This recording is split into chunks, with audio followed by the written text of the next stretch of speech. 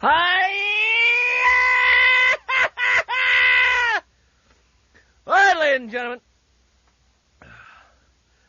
You had Rush starting at what? The hell did Rush start at noon? When's Rush start? 11 o'clock. You have Rush starting at 11. You got Joe at 5. You had Paul Brand filling in for Jason 5. Lewis. When the hell's Joe? Joe's at 2. At 2. Paul, I never listen to talk radio. I hate talk radio. All right. Conservative radio officially comes to an end! It's over! It's over for the day. It's over! So you guys who've been screaming all day, go out and have a beer or something, for God's sakes. The endless whining of America. All right. Had to get that off my chest. Day after day after day, the same thing.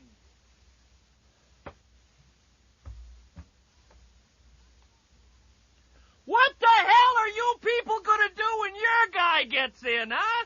What are you going to have to complain about?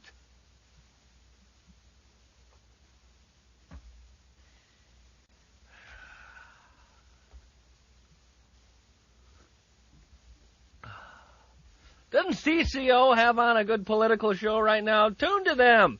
830, get the heck over there! Go on!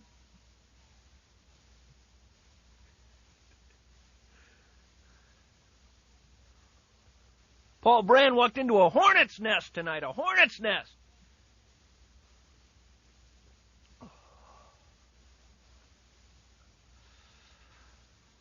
I'm going to talk about... What am I going to talk about? I'm going to talk about coddling prisoners and how this country went to hell in the 1960s and went to hell in the 1960s, and we have never recovered. We have never recovered!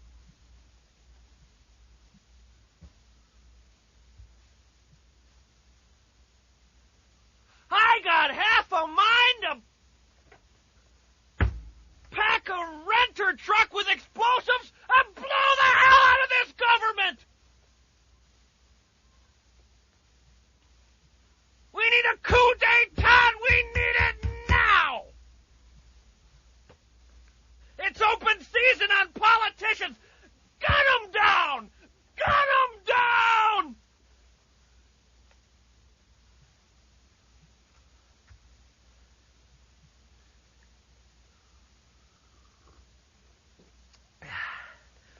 Make another pot of coffee for me, or a cot of coffee, whatever the hell you make there.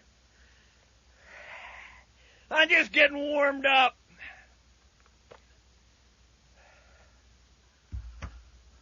Communists! Communists! Communists! Communists!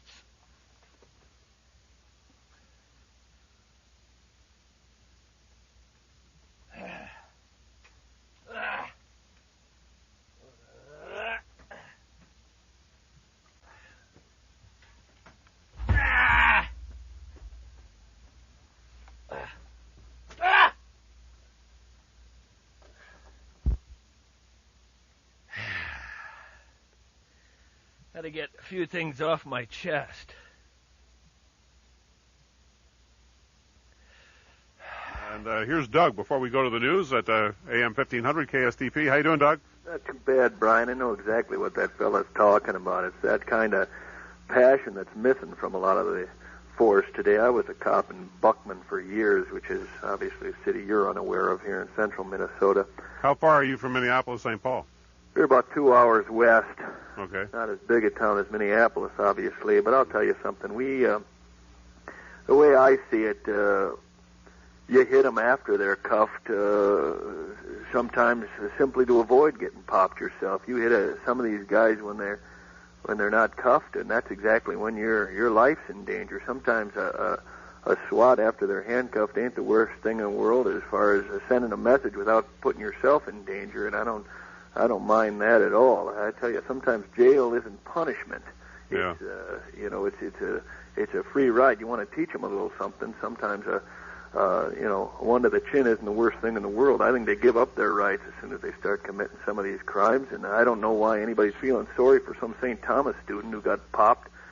Spent a little time at that college in my day. Someone should have cuffed and slapped half the students enrolled there. Bunch of cocky little business students, half of them still nursing at their mama's breast as far as I'm concerned. So I don't think we ought to be worried about Mike as much as getting the ticker tape out and parading that son of a gun through downtown Minneapolis tomorrow.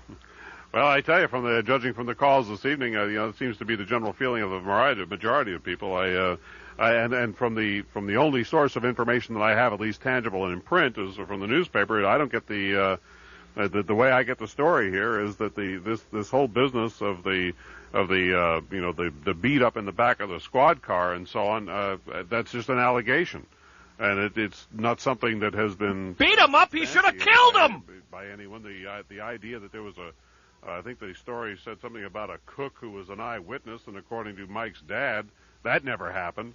You got 300-400 people in a nightclub, and they're all drunk as a skunk, and they can't even see this guy's got a uniform on, and they're jumping him and so on. It's a rather fantastic to me that this thing has actually, except for the fact that the administration didn't seem to back this guy and wound up paying out 7-figure settlement fees and attorney's fees and court costs and all the rest.